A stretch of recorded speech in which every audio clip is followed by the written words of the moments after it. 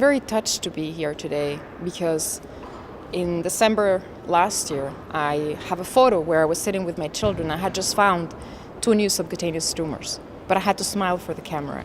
And I remember the perspective of my life with melanoma was dark. And I started thinking about what access first represented in the path of melanoma. So I'm very touched. I'm going to be 42 on Saturday. And we've lost 3 members of the gang. But I think the week that one of the members, the co-founder of M-ICAB, died, we saw the program and he was so hopeful. And we thought, how much can be accomplished by so little energy? And so I am very touched because I think if we managed in 1 year to do this, can you imagine what can be done?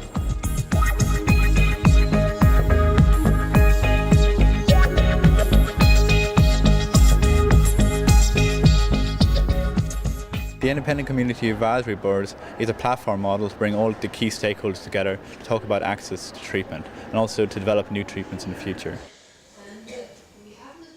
I developed a model because I understood that all the stakeholders were not communicating to each other. Many stakeholders were communicating, but they were communicating individually, and there was a need to have a group voice to highlight the issues from the whole community.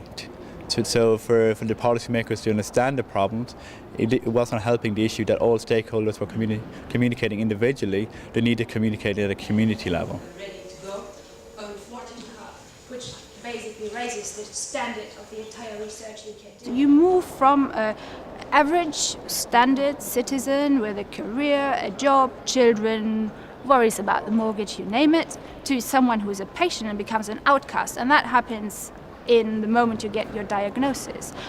Patient rights is patient empowerment. The patient must realize that they have an inherent right to get access to treatment. Often patients before, they were viewed by the public as sick.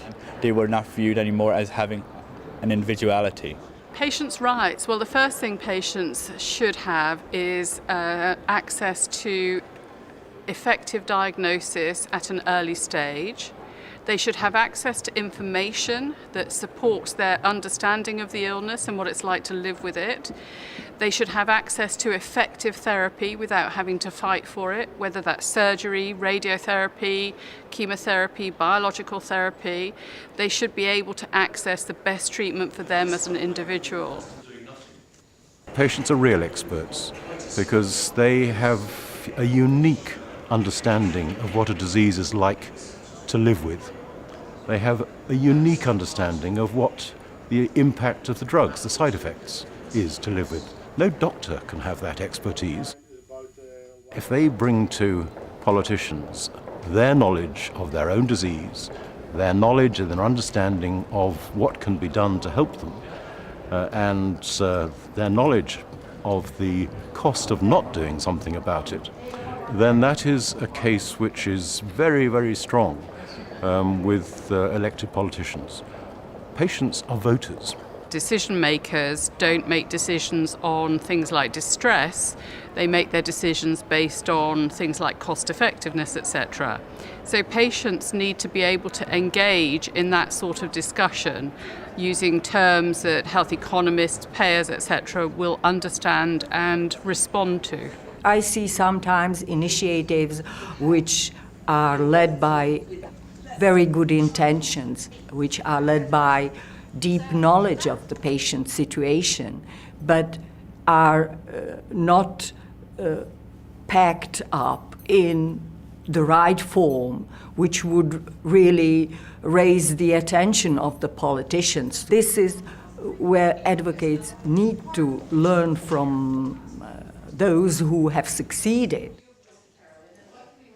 The reason why we're having this conference is that I really would like to get this wider understanding of access that integrates not just the burden of care, but the life and the patient contribution to society, and the fact that the more that we have access to the innovation, the treatments, that we are paying attention to the right quality of life and the side effects, access to patient education, to become involved, to be sitting at the table with the decision makers, then the definition of access widens and it integrates living with the cancer. Patients. But if a patient like myself from Belgium now goes to Professor As the research grant we established in my husband's name, who unfortunately died of melanoma in February this year. Research is actually important in melanoma because it's such a novel, therapies are so novel, it is all very much at the edge of research. So if you're able to read these research papers, you know what your doctors are reading and you can participate in the discussion, so information is crucial. We found that a lot of the research was not in our best interest. They don't care whether you have the perfect drug in 5 years' time. We were allowed to be told what to do, but it did not quite feel right. There was even a lot of basic research where we always asked ourselves afterwards, so what are we learning from this? Where does that help us? Because it was a nice piece of research, it was very intellectual, it was very challenging, it was on a very basal mechanism. They all claimed, if you just read the abstract, they claim that they will tell you what to do. If you go through the data, they won't. And it was started as a kind of discussion among us, how we think, how research should look like. What the project would be that would answer our question. We're more than the ones who bake the cakes and raise the money to fund research that is defined by someone else. We need to work on the resistance mechanisms for the targeted therapy because we need to work on other types of immunotherapies that are getting less attention, which often come from academic independent researchers and might not be getting the right funding, the right support. So we want still to see all the parts of the puzzle. We're convinced that we have enough to have a nice solution that will benefit in a durable way a larger population. So we don't want the thinking to stop, and we want to be right in the middle of the thinking. A lot of things are lacking so far because the development of personalized cancer medicine is a very complex issue where you need to find new ways to collaborate. So what we say is that we need to go into a real collaboration with the pharmaceutical industry and find out how should we play, how should we use the academic resources we are building up now, a European platform for translational cancer research, how should it be used in a better way?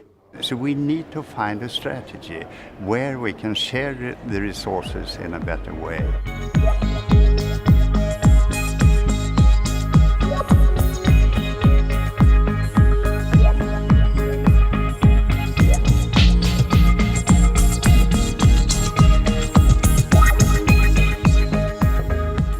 Across the European continent, there are very large differences.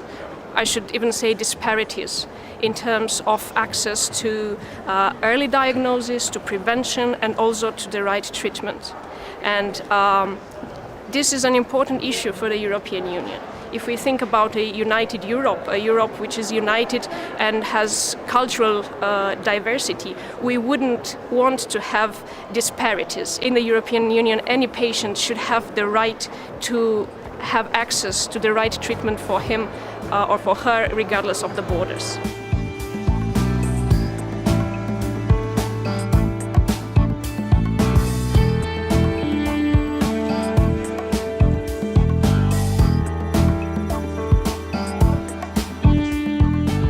Evaluating the potential of this platform of the Independent Community Advisory Board, particularly in melanoma, whereby in my country there is no existing support group or whatever initiative, or even patient education targeting patients with melanoma. I thought of making or developing something like a miniature of the M-ICAB, which is existing here on European platform, to make it a small satellite, but the same model practically, only in a smaller size and in Czech language. The idea of M-ICAB then is not to have some sort of model that is replicated. We need to agree on the guiding principles, but then we need to allow for the flexibility of the nationals to make it alive within their own countries, interpret it within their own countries, but then to always come back and align on what's important for melanoma and hopefully if different ICABs from different cancers come together, what's important for all cancer care. Because then when we ask something from policy, it will be a coherent voice, it will be a united voice, it will be stronger than just the melanoma patients claiming for something and then breast cancer patients claiming for something and so on. So that's also part of the spirit, and I think why it has been so important for ECPC to support this pilot, because we know that if we get it right, then we might inspire other cancers to do the same.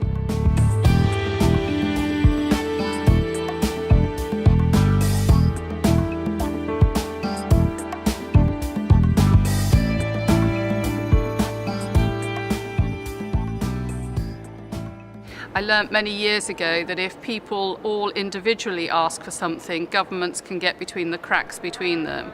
But if they all stand together and ask for the same thing, there are no cracks for governments to get through. So a united voice is a powerful voice.